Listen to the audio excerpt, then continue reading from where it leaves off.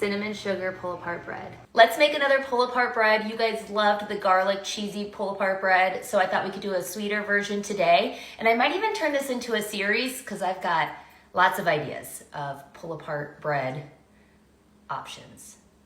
That makes sense. 1 cup of warm water.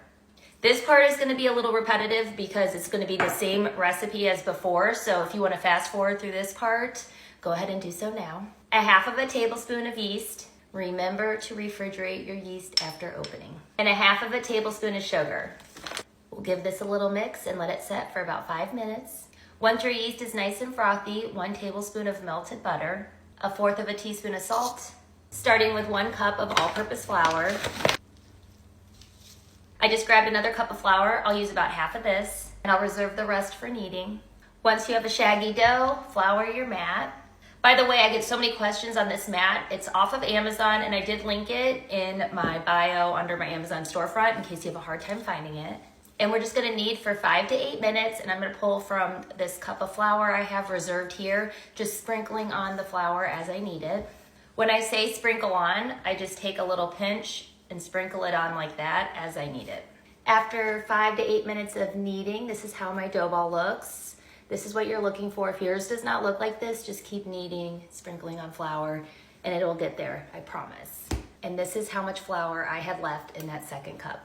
Now we're just gonna place this in a greased bowl with a lid or saran wrap, whatever you have, and place it aside for like an hour, hour and a half until it doubles in size. Our dough is almost ready, so I'm just gonna start making the spread that we're gonna put on the inside. I have a stick of softened salted butter. I'm gonna use 1/2 cup of brown sugar, a tablespoon of cinnamon, and with a hand mixer, I'm just gonna mix all this together. We have our cinnamon sugar spread ready to go, and the dough is also ready. We're just gonna flip this onto the mat. And I'm just gonna roll this out and shape it into a square. Just take your spread all over the top. Now with the pizza cutter, I'm making 2 cuts this way and actually 3 cuts this way. Lightly spraying my loaf pan with just a little avocado spray. Take each section, fold it in half, and place it seam side down into your loaf pan. Just like this. Now that they're all in there, I'm gonna cover this with saran wrap and wait until it doubles in size. It usually takes 45 minutes to an hour. It's been about 45 minutes. This looks great. I'm gonna pop it in the oven at 350 for about 30-35 minutes.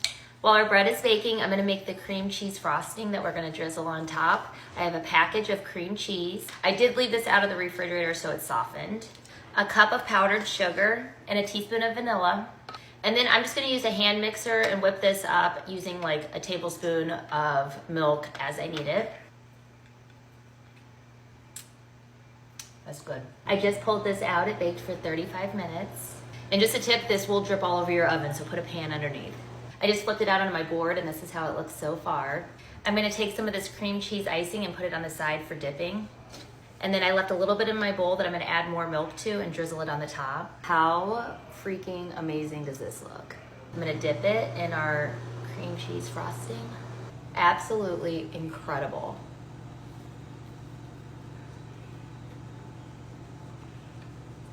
My kids are gonna be happy campers when they get home from school, I'll tell you that.